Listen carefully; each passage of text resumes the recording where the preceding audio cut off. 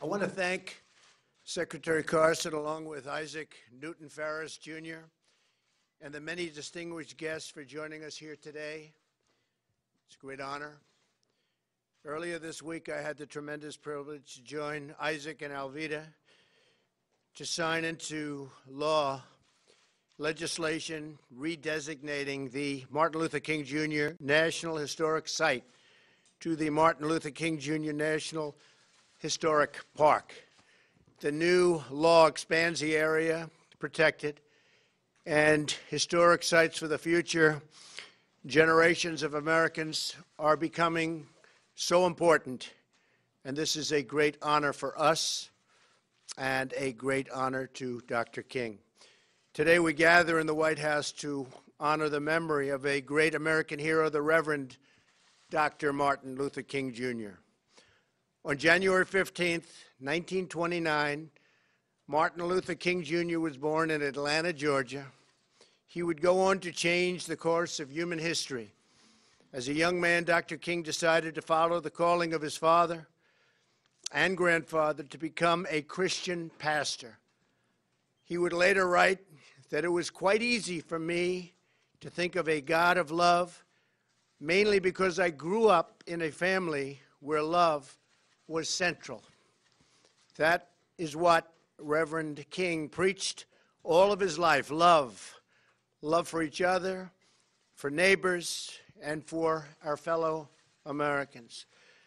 Dr. King's faith and his love for humanity led him and so many other heroes to courageously stand up for civil rights of African Americans. Through his bravery and sacrifice, Dr. King opened the eyes and lifted the conscience of our nation. He stirred the hearts of our people to recognize the dignity written in every human soul.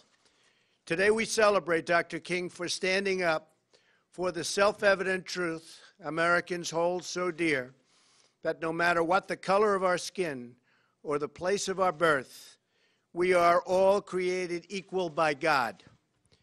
This April, we will mark a half-century since Reverend King was so cruelly taken from us by an assassin's bullet. But while Dr. King is no longer with us, his words and his vision only grow stronger through time. Today we mourn his loss, we celebrate his legacy, and we pledge to fight for his dream of equality, freedom, justice, and peace. I will now sign the proclamation making January 15th, 2018 the Martin Luther King Jr. federal holiday, and encourage all Americans to observe this day with acts of civic work and community service in honor of Dr. King's extraordinary life, and it was extraordinary indeed, and his great legacy. Thank you. God bless you all, and God bless America. And with that, I'd like to ask a great friend of mine, Secretary Carson, for remarks. Then we're going to be signing the very important proclamation. Thank you very much. Ben? Thank you, Mr. President. It's an honor to be here today, celebrating this solemn occasion. And I thank you for signing legislation to designate the birthplace, church, and tomb of Dr. Martin Luther King as a National Historic Park. His monumental struggle for civil rights earned these places in his life, faith, and death the same honor as Mount Vernon and that famous humble log cabin in Illinois. This April, we will observe the 50th anniversary of Dr. King's assassination. I remember so vividly that day as a high school student in Detroit.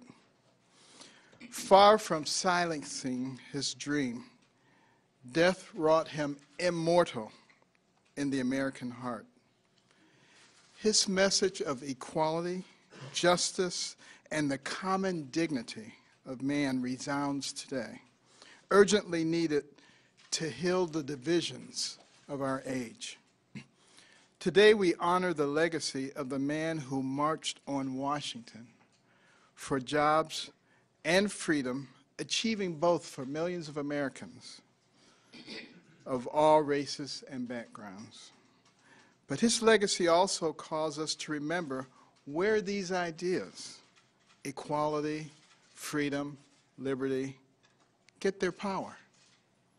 Our good efforts alone are not enough to lend them meaning. For by what shall I be called equal to another man? It cannot be by wealth, for there will always be one richer than me. It cannot be by strength, for there will always be one stronger than me. It cannot be by success or happiness or beauty or any other pieces of the human condition which are distributed through providence. So perhaps providence alone is the answer.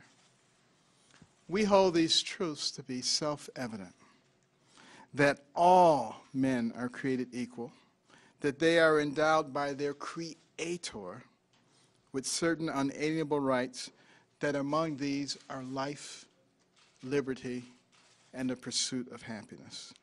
With these familiar words, our Declaration of Independence recognizes the true author of our common dignity, one that is beyond every human law and institution. If we forget this source of our fundamental equality, then our fight to recognize it in our society will never be fulfilled.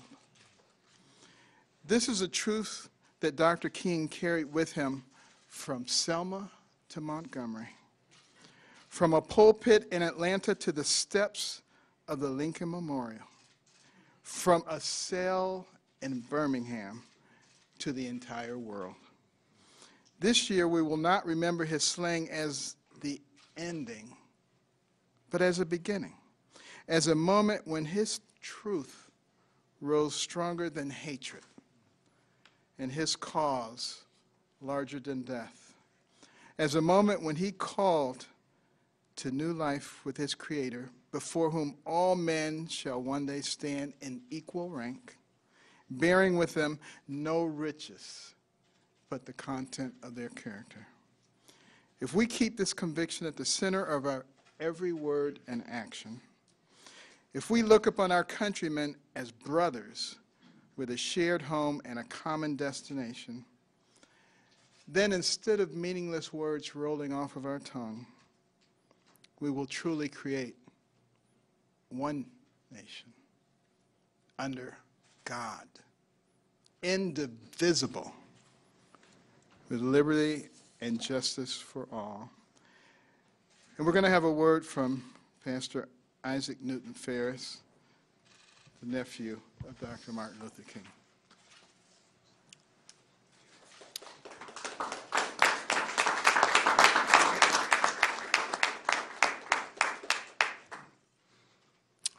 President Trump, Vice President Pence, and to all assembled here.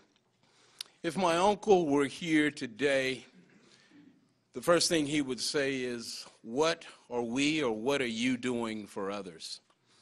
And that's why it was so important that my aunt Coretta Scott King returned to the Congress now about 10 years ago and asked that the meaning of the holiday be changed.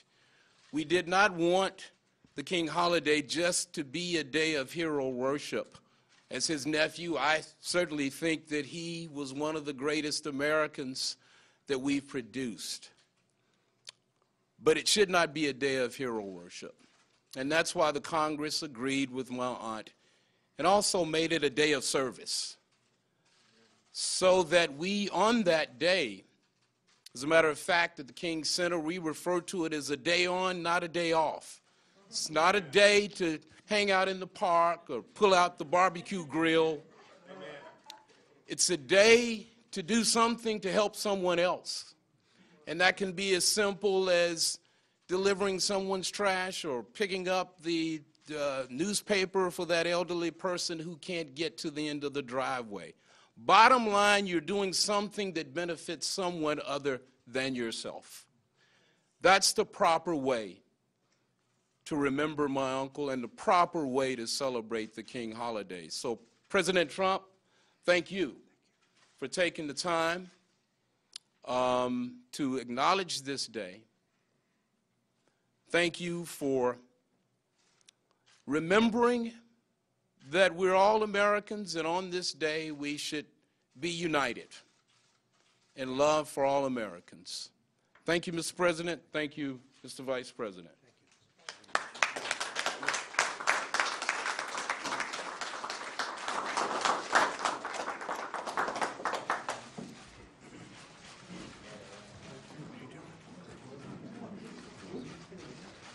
This is a great, an important day, Martin Luther King Jr. federal holiday, 2018, by the President of the United States of America, a proclamation. Congratulations to him and to everybody. Thank you, Mr. President. Thank you. Thank you.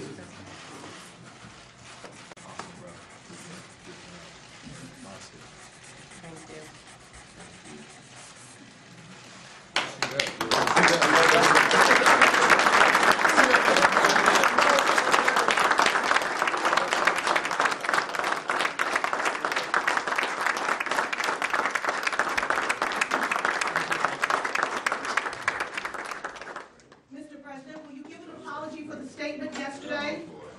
Mr. President, did you refer to African nations? You were shitballs Mr. President, are you a racist? Mr. President, will you respond to these serious questions about your statement, sir? No, Mr. President, absolutely.